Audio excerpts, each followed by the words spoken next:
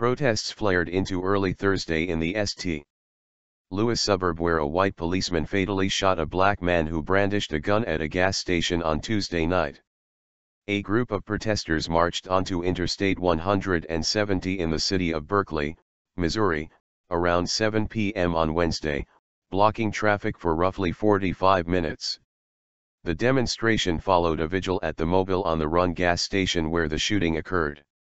The site was just a few miles from the Ferguson street where a white police officer shot dead 18-year-old Michael Brown in August, fueling weeks of protest in the region and across the country. Demonstrations that drew as many as 150 people were largely peaceful throughout the night, but at one point officers disrupted an attempt by several people to break into a beauty supply shop. At least 2 people were taken into police custody. Authorities were unable to provide further details. Black public officials in Missouri were at pains on Wednesday to distinguish the death of the suspect, whom they noted was holding a gun, from cases of unarmed black men who had been killed by police officers. The latter incidents have led to protests across the United States and bitter debate about how U.S. police forces treat non-white citizens. "This is not a policeman in the city of Berkeley going out half-cocked," Berkeley Mayor Theodore Hoskins said at a news conference.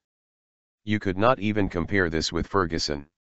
Shortly after the shooting on Tuesday night, a crowd of up to 300 people gathered at the scene, where bricks and 3 fireworks were thrown, 2 of them at the roughly 50 officers at the scene, St. Louis County Police Chief John Belmar said.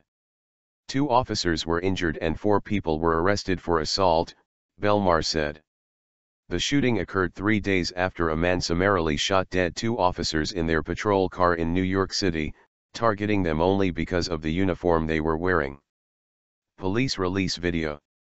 The Berkeley encounter unfolded after the officer, a 6-year veteran of the town's police department who was responding to a report of a theft, got out of his car to talk to 2 men at the gasoline station. One of them pointed a loaded 9mm handgun at the officer, Belmar said. Police released an indistinct, distant surveillance video from the gas station, edited to end just before the shooting. In the corner of the frame, one of the people at the station can be seen raising one or both arms in what might be a shooter's stance near the police car, although the footage is too dark and grainy to establish that the person is holding a gun. 2 other videos released later by St. Louis County Police were similarly ambiguous, recorded by security cameras that appear to have only restricted views of the scene. The officer fired 3 shots, Belmar said, a sequence captured on one of the 3 videos. 1 bullet struck the man with the gun, whom paramedics declared dead at the scene, he said. The St. Louis Post-Dispatch newspaper named him as 18-year-old Antonio Martin. Police said they found a handgun with a defaced serial number at the scene. The officer, who was not identified and was put on administrative leave, had been given a body camera in a pilot program but was not wearing it at the time of the shooting. The dashboard camera on the officer's car was also off.